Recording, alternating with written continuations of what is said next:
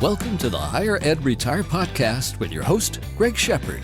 Greg is a fee-only financial advisor who specializes in helping those in higher education to take control of their retirement. Since 2001, Greg has helped employees all over the country make the most of their retirement plans. Hey folks, this is Higher Ed Retire Podcast. I am your host, Greg Shepard. I appreciate everybody listening today. For those of you that don't know me, I do have an independent investment advisory firm.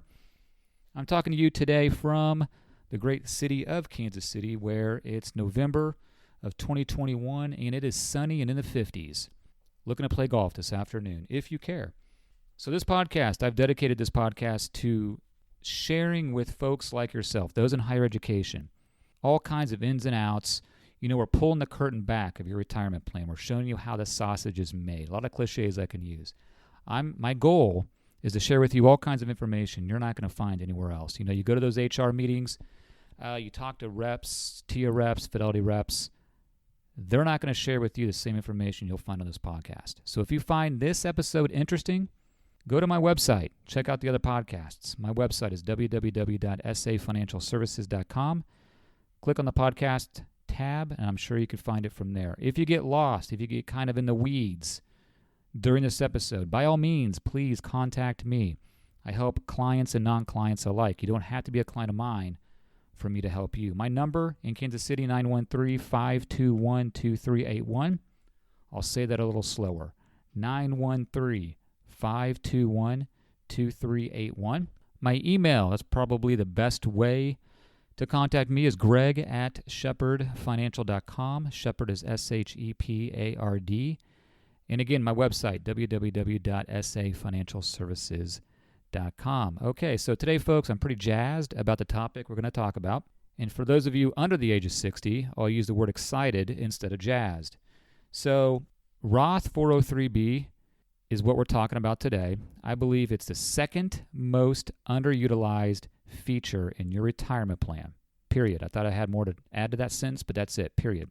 The most underutilized feature in your retirement plan is BrokerageLink. If you're not familiar with BrokerageLink, please do yourself a favor.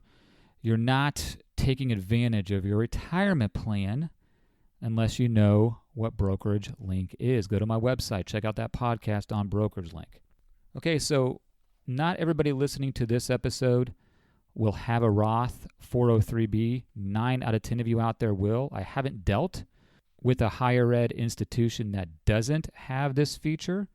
That's not to say they're out there. So most of you will have this feature. Okay, now what we're going to do is talk about what is a 403B, a Roth 403B, compared to a normal, traditional Roth 403B. Who should be attracted to it? And I'm going to give you four questions here to ask yourself. And if one of those answers is yes to the four questions, and you are a candidate to look into a Roth 403B. Okay, so let's start off with the obvious and the simplest difference between a traditional 403B and a Roth 403B. Traditional Roth 403B, you're putting money in pre-tax. Okay, that's what most of you are doing now. 401A, there's a match typically, but 401A, 403B, 457, traditional, you're putting that money in pre-tax. You're paying yourself first before you pay the government. It is an awesome, awesome feature, just like a 401k. Most people are familiar with 401ks. This is the same thing. Pre-tax, you work 20, 30 years, that money grows tax deferred.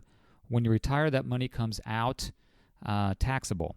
So you'll pay normal income tax rates on that money. Okay, flip over to a Roth 403B. That money's going in after tax. It does not lower your taxable income like a traditional 403B. Does not lower your taxable income. Okay, so the money's going in after tax. You work your adult life. The money grows tax deferred. And when that comes out, okay, assuming you've had that account for 5 years, folks, it's tax-free. Want me to repeat that? That money is tax-free. So let me read this real quick. Regarding the money that's coming out, see, I don't want to get myself in trouble. So let me read this part of the script here. So bear with me as this sounds monotone. In the event of either retirement or termination, your earnings can be withdrawn tax-free. as long as it has been 5 years since your first Roth 403b contribution and you are at least 59 and a half years old. In the event of death, beneficiaries may be able to receive distributions tax-free if the deceased started making Roth contributions more than 5 tax years prior to the distribution. In the event of disability, your earnings can be withdrawn tax-free if it has been 5 tax years from your first Roth 403b contribution. Okay, we got that out of the way. So those are the boilerplate technical lingo. Folks, it's an awesome feature, all right? There's no two ways, ifs, ands, or buts about it. You need to look into this feature. If you haven't already, you're doing yourself a disservice. So let's move on here. Who might be eligible? Not eligible. Everybody's eligible. If you're listening to this podcast, you're eligible. But who might benefit from a Roth 403b? Okay, I have 3 little bullet points here. You younger folks out there, you whippersnappers, so younger employees who have a longer retirement horizon and more time to accumulate tax-free earnings. Okay, that makes sense. The longer, the power of growth, the power of compound interest, all that fun stuff grows tax-deferred, and then that money can come out tax-free. So the younger people out there, there's no reason in the world why you shouldn't already have or be looking into a Roth 403b. Next, this is one of my favorites. So highly compensated individuals who aren't eligible for Roth IRAs, but who want a pool of tax-free money to draw on in retirement. Okay, this kind of, I'm going to reiterate a lot of this stuff with these 4 questions towards the end of this podcast, but I do deal a lot with clients in the higher education institutions that are in the medical field, and a lot of administrators as well that make too much money to contribute to a Roth IRA outside of the employer retirement plan. Well, guess what? There ain't no income limits to a Roth 403b inside your employer retirement plan. So folks out there, and let's back up a little bit. Just Google Roth IRA income limits, and it changes every year, so I hesitate to verbalize that. Again, we're in November of 2021, and things change a little bit every year. So Google that, find out if you're eligible. Well, I don't know why I even said that. It doesn't really matter. If you're a high income earner, you can put towards a Roth 403b where you can't contribute to a Roth IRA. I'll talk more about that here in just a bit. Next, who might benefit from a Roth 403b? Employees who want to leave tax-free money to their heirs, okay, which again, I'm going to piggyback off that here in just a bit. Next, I'm going to ask you 4 questions here, and I want you to be honest with yourself. Again, if you answer yes to one of these questions, then you are a good candidate for a Roth 403b. Before I get to that, one thing of note before I forget, you don't have to contribute 100% of your deferral to a Roth 403b. I do this all the time with clients because as I go through these questions, there's an argument for both sides of a pre-tax and post-tax. And there's really not a right answer, to be honest, for a lot of this stuff. Okay, and again, I'll kind of piggyback off that here in just a bit. So why not split up your contributions? All right, makes sense. Now, if you're married, you have a spouse. Maybe that spouse has a large nest egg in a 401k, which is all pre-tax. Now, there are Roth 401k features as well, but let's say your spouse does a lot of pre-tax money. Again, this is where retirement planning comes into play. Then maybe you put 100% of your contributions towards the Roth 403b. You see what I'm doing here? We got pre-tax and post-tax. But if you're single, okay, no big deal. Let's 50-50. Let's split it up 50-50 pre-tax and post. Okay, 70-30, 60-40, post and pre. It doesn't matter. My point is you can split it up. You don't have to do 100% towards one strategy or the other. I am a big fan, which I'm going to talk about here in just a bit, of having choices at retirement. Who isn't a fan of that, okay? So, Roth 403b, is it right for you? 4, F-O-U-R, 4 questions I'm going to ask you. All right, so let's kick it off. Number 1, will I be in a higher, well, you being I being you, will you be in a higher marginal tax rate in retirement than you were during your working years. Okay, now let me just talk this out here, okay? I all these thoughts in my head, I'll just start jabbering on. So let me talk this out. This is a question that nobody can answer with certainty as I talk here today. Marginal income tax rates have declined over the last 2 decades. If tax rates were to continue to decline, a traditional pre-tax 403B might be the better option for you. The same is true for individuals who expect their marginal tax rate to be lower in retirement as a result of a lower income. Okay, let me expand on that just a little bit. So if tax rates stay the same, today you're X years old, you're going to retire Y years old. Y, the letter Y, okay, down the road. You'll be older, okay, in future years. If tax rates stay the same, a traditional pre-tax or Roth 403B will likely yield the same nest egg after taxes. That I wrote that down. That doesn't make much sense to me. If tax rates stay the same, I'm going to throw that out the window. Let's 86 that. The odds of taxes staying the same as they are currently when you retire, your guess is as good as mine. I can't put a percentage on it, but it's very, very low. It'll be higher or lower. I was surprised, actually, when I was writing this stuff down, that marginal tax rates have come down the last 20 years. With the debt we have, and I'm going off on a tangent here, but with the debt we have, with some things being implemented into our economy, I find it difficult to believe that our tax rate's going to be lower 20 years from now. I may be wrong, okay? I may be wrong. I certainly would have been wrong saying that 20 years ago. Let's move on. So if tax rates rise, this is kind of where I am. This is how I feel, my opinion only. So if tax rates rise, paying taxes now through a Roth 403B will likely yield a higher after-tax retirement benefit than a traditional pre-tax 403B. Now, if you're in the camp of tax rates decreasing between now and when you retire, deferring taxes now in a traditional pre-tax 403B will likely benefit you more at retirement. Also, let me expand on that a little bit. A little bit of a misnomer that when you retire, all of a sudden your tax bracket just goes down. Folks, look at how the tax brackets are created. They're in increments. So a lot of your money is taxed a separate tranche or increment. It's kind of hard to verbalize. Folks, just Google whatever year we're in when you're listening to this. So right now you would Google 2021 income tax rate table, and you'll see what I'm talking about. Just because you're in, let's say, the 25% tax bracket does not mean all of your money is taxed at 25%. In fact, a lot of your money is taxed lower than that. Just a small portion, depending upon how much you make, of course. But odds are a small portion of your money is taxed at 25%. So when you retire, you're living on 70% of your income or whatever the case is.